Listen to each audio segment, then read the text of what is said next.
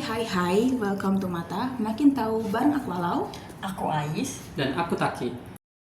Hari ini kita akan bahas timeline perjalanan film dan bioskop di Indonesia dari kolonial sampai era streaming. So, don't go anywhere, cause the good things start here.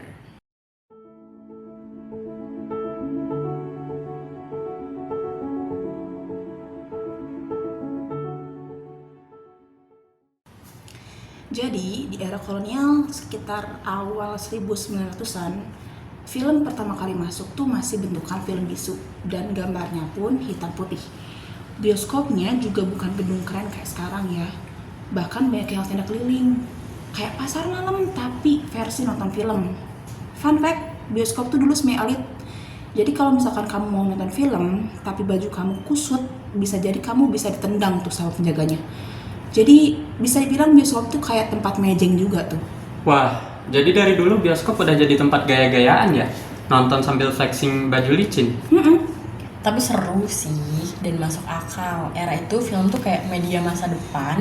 Orang jadi bisa lihat dunia luar tanpa harus kemana-mana. Betul banget.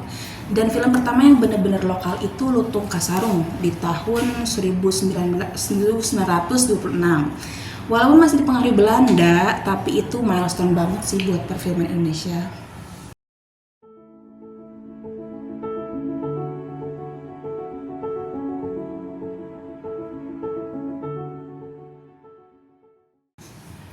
Nah, kalau Jepang masuk tahun 1942. Vibe filmnya langsung beda tuh.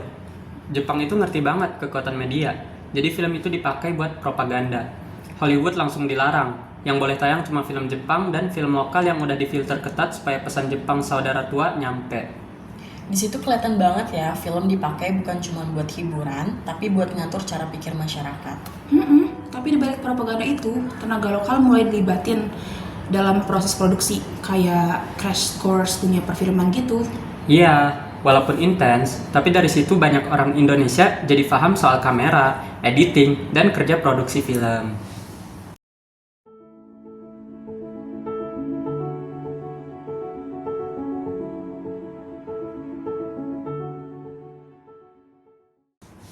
Jadi setelah merdeka, film Indonesia masuk fase manis banget. Film jadi alat buat ngebangun identitas nasional. Film Dara dan Doa itu penting banget loh. Bahkan tanggal syutingnya dijadiin hari film nasional. Tahun 50-an, bioskop rame lagi, tema perjuangannya juga kuat. Ini sih era yang vibes-nya nasionalisme, tapi nggak sekeras propaganda Jepang. Lebih ke bangun jati diri kali ya? Iya, dan masyarakat mulai punya rasa, ini film kita loh, bukan film impor doang. Betul banget, banyak studio muncul, banyak aktor lokal naik daun, dan film jadi medium refleksi sosial.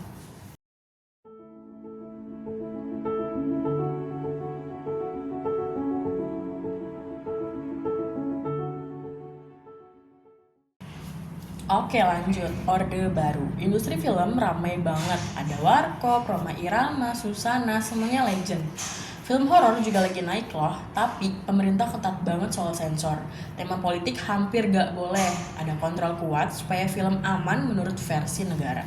Iya, dan jangan lupa, film wajib G30 SPKI itu contoh jelas gimana film dipakai buat membentuk ingatan kolektif masyarakat. Dan itu menjadi salah satu bukti kuat bahwa media bukan cuma hiburan, tapi alat kekuasaan. Betul banget, jadi meskipun ini era emas dari segi produksi, sisi politiknya tetap berat sih.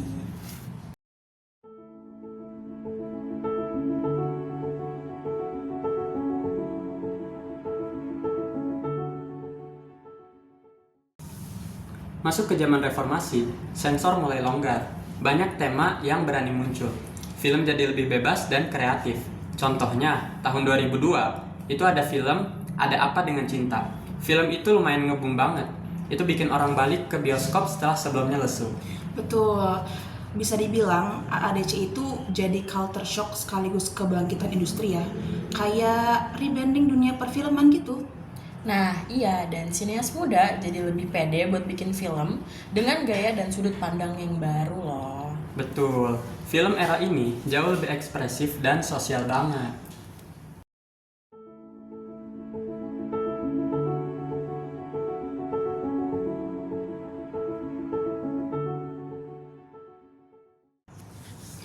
Dan sekarang kita sampai di era digital nih.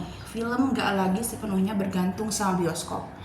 Kamera digital bikin produksi murah, editing gampang, semua orang bahkan bisa bikin karya. Dan boom, streaming masuk. Netflix, Disney Plus, Prime Video. Nonton bisa di rumah, bahkan dari kasur sendiri gitu. Nah, film Indonesia jadi banyak banget yang trending gara-gara digital. Bahkan bisa ditonton orang luar negeri loh. Dulu film itu satu arah, kita cuma nonton. Sekarang dua arah, kita bisa review, share, ngasih opini yang bisa memberi pengaruh kepada industri. Betul. Era digital bikin film jadi media yang super fleksibel. Hiburan, edukasi, bahkan kampanye semuanya bisa lewat layar HP. Oke, jadi dari tenda keliling sampai streaming global, film selalu bergerak bareng sejarah media dan masyarakat. Kadang jadi alat propaganda, kadang alat kontrol, kadang jadi ruang kreatif.